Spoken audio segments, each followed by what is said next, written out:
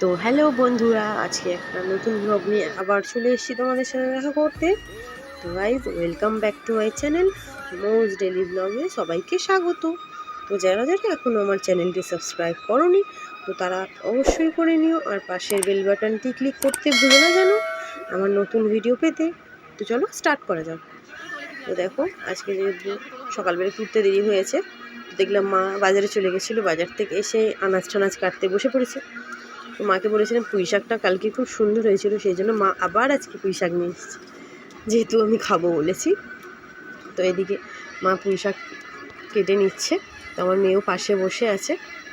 তো আমি চলো স্নান টান সেরে ঘরের যে টুকিটাকি কাজ আমি সেটা করে নেবো। তো আমি স্নান সেরে চলে আসলাম ঘরে, দিয়ে ঘরের যে টুকিটাকি কাজগুলো সেগুলোই আমি করছিলাম, কারণ মা রান্নার দিকটা দেখছিল।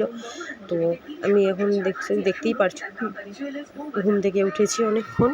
তো এখন বিছানাটা গুছিয়ে নিচ্ছি। বিছানাটা গুছিয়ে নিতে নিতেই আমার বোন আর আমার দুই মেয়ে, তাদের সাথেও কথা বলছি, কারণ সবাই নিচেই বসে আছে। বললাম যেহেতু বিছানাটা গোছাচ্ছি তোরা নিচেই থাক, তোরা নিচেই বসেছে। তো যেহেতু কাল বৃষ্টিটা হয়েছে সেই কারণে একটু স্বস্তি আছে, অতটা গরম নেই, মোটামুটি একটু ঠান্ডা ঠান্ডা ওয়েদারটা আছে, খুব ভালো লাগছে। তা কোথায় কোথায় বৃষ্টি হয়েছে সেটা কমসে কম আমাকে জানো। আমার ভিডিও দেখো সবাই, কিন্তু কেউ কমেন্টও করো না আমাকে যে কোথা থেকে দেখছি, ঠিক আছে? আমার সত্যিই খুব খারাপ লাগে, তোমরা একটু আমাকে সাপোর্ট করছো না। হয়তো আমার ভিডিও ভালো হচ্ছে না, বা আমার ভিডিও আমি মানে আদার্সদের মতন করে উঠতে পারছি না, তো সেটা একটু তোমরা আমাকে সাহায্য করো যে এটা এইভাবে করে দাও, তাহলে হবে তো হবে। তো সেই হেল্পটাও তোমরা আমাকে করছো না। তো আর কি বলবো। তো গোছাতে গোছাতে আমার মেয়ের সাথেও একটু আমি খেলে নিলাম, কারণ ও উঠেছে অনেকক্ষণ, ওকে খাওয়ানোও হয়ে গেছে, তো এখন খেলছে। তো বিছানাটা গুছিয়ে নিয়ে এখন আমি আমার বড় মেয়েকে টিফিন করাবো, টিফিন করিয়ে ওকে পড়তে বসাবো। কারণ মামার বাড়ি এসছে বলে যে পড়াশোনা সব ভুলে যাবে না, সেটা করলেও হবে না, কারণ বাড়িতে গেলে আবার তখন পড়ার চাপটা বেড়ে যাবে। তো সেই কারণে ওকে আমি খাইয়ে দাইয়ে নেবো, দিয়ে ওকে পড়তে বসাবো। তো তার সাথে সাথে যেহেতু টিফিন হয়নি, তো মা বললো যে একটু দোকানে যা, কি টিফিন করবি কিনে নি। তো তার সাথে চলে গেলাম সঙ্গে সঙ্গে দোকানে। দেখো ওয়েদারটা দেখতেই পারছো, বেশি রোদ নেই, মেঘলা মেঘলাই করে আছে। তো আমি দেখতে দেখতে চলে এলাম দোকানের কাছাকাছি, মানে ফাঁকা রাস্তা, সেরকম কেউ নেই। তো দোকান থেকে আমি নিলাম একটু চানাচুর আর একটু পোস্তর প্যাকেট, কারণ পোস্তটা ঘরে অল্প আছে। তো আমি ঘরে চলে এলাম। তো এখন আমরা তিনজনেই টিফিন করছি। তো আমি বললাম যে কী টিফিন করবি? তো আমি বলছি আমার কিছু করতে হবে না, মুড়ি মাখিয়ে দাও, খাবো। মাখিয়ে দিলাম, কারণ আমরা বেশিরভাগ ঘরে মুড়িটাই খাই। অন্য সময় চিড়ের পোলাও থেকে পরোটা করে দিই, বাট এখন এখানে এসেছি যেহেতু দুদিন একটু রেস্ট নিচ্ছি, তাই আর কিছু করিনি।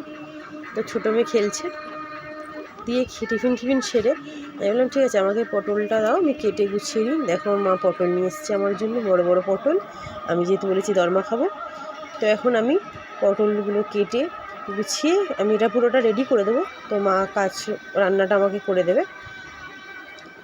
তো আচ্ছা বন্ধুরা, তোমাদের কাদের কাদের পটলের দরমা খেতে ভালো লাগে বলো তো? আমি ঘরে থাকলে তো কী করি, পটলের যখন তরকারি, যে কোনো পটলের তরকারি আমি করি আমি পটলের চোখলাটাও ফেলি না। পটলের চোখলাটা বাটা খুব ভালো লাগে খেতে, সেটাকে একটু রসুন, কালো জিরে আর কাঁচা লঙ্কা দিয়ে ভেজে আগে চোখলাটা সিদ্ধ করে নিতে হয়, দেন ওটাকে ভেজে মিক্সিতে পেস্ট করে নিই, বা শিলে বাটলেও সেটা খুব ভালো লাগে। মানে সত্যি এত সুন্দর খেতে লাগে যে ওটা দিয়ে গরম ভাত খাওয়া হয়ে যায়। তো এখানে যেহেতু আমি এখন পটলটা কেটে নিচ্ছি, তার সাথে আমার মেয়ে দেখো আমার পেছনে কাজ ছেড়ে দিচ্ছে। তো পটলটা কাটা হয়ে গেলে কী করবো, পটলটা ধুয়ে নেবো। তার সাথে মা একটা নারকেল নিয়ে এসছে, সেই নারকেলটাকেও ধুয়ে আমি কুড়িয়ে ফেলবো। দেখো আমার মেয়ে নারকেল দুটো নিয়ে খেলছে, আমি যে মাম্মাম রেখে দাও, ওখানে খেলতে দেবো। এবার যেটা হয়, দিদাবাড়িতে আসলে বেরাতেই তো পাচ্ছে না কোথাও, ঘরে থাকলে মোটামুটি নিজেই সব খেলেই করে। এবার এখানে যেটা হয়েছে, এটা সে কোথাও বেরাতে পারছে না, একা একাই খেলছে, এই করছে। তো এখন আমি পটলটা ভেতরের যেই অংশটা আছে, মানে পটলটাকে ভেতর থেকে আমি সব যেটা থাকবে সেটা আমি বার করে নেবো, এবং পটলের এই যে ভেতরের যেই জিনিসগুলো আমি বার করছি তার সাথে নারকেলটা কুড়ে সেটাকে পেস্ট করে ওটাকে একটু কড়াই নেড়ে নেবো, তাহলে আমার পটলের দরমার পুরটা রেডি হয়ে যাবে। তো দেখো এগুলো সত্যিই খুব খাটনির কাজ। আমি ঘরে একার হাতে যেহেতু সবটা সামলানো হয় সেই কারণে হয়ে ওঠে না, কারণ দুটো বাচ্চাকে সামলানো, তারপরে যেহেতু হাজব্যান্ড থাকে না, এবার ও হয়তো যখন থাকলো তখন আর রবিবার দিন, যেহেতু রবিবার দিন ওর ছুটি থাকে, তো তখন আর ঘরে আরও অন্যান্য কাজগুলো থাকে, সেই কারণে হয়ে ওঠে না। তো মায়ের বাড়িতে আসলে মাকে বলি, আবদার করি, তো মা আমার করে দেয়। এবার তোমার হাজব্যান্ড বলে যে হ্যাঁ তুমি তো ওখানে গিয়ে এটা ওটা খাও মায়ের হাতে, আমাকে তো আর করে খাও না। আমি যতটা সম্ভব পারি ওকে করেও দিই, কারণ ও যেহেতু থাকে সেইখানে, মানে ও তো আর ওর বাড়ি অতটা যায় না, মানে আমি যেহেতু আমার শ্বশুরবাড়ি থেকে আলাদা থাকি, তো সেও ওই জন্য ও আর ওই বাড়িতে অতটা যেয়ে ওঠে না।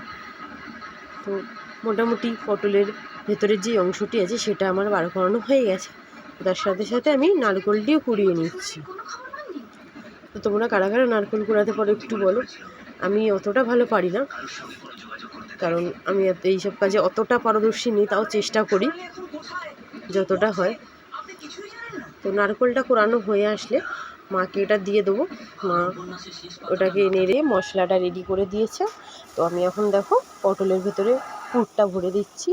তার সাথে সাথে আমার মেয়েরও স্নান টান সারা হয়ে গেছে, তো ওকে যেহেতু আমি খাওয়াবো, তো আমি ওকে একটা চিপস এনে দিয়েছি, তো সেটাই ও মন দিয়ে খাচ্ছে।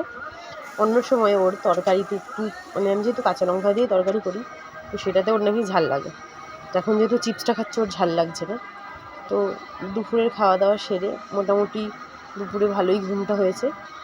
তো যেটা আমার খারাপ লাগে সেটা হচ্ছে আমি পটলের দরমার মানে যে রেসিপিটা বা কীরকম হয়েছে রান্নার পরে সেটা দিতে পারিনি।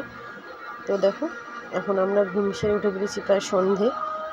তো এখন দুই মেয়ে আবদার করলো যে মা আমরা চাউমিন খাবো। যে এখন আবার চাউমিন, তো চলো যেহেতু মেয়েরা আবদার করেছে করে দিতেই হবে, কিছু করার নেই। তো আমি চলে গেলাম আমার দোকান থেকে নিয়ে চলে এলাম চাউমিনের প্যাকেট। তো চাউমিনটা ওদের করেও দিলাম। বলো আমার ভিডিওটা জানিও প্লিজ।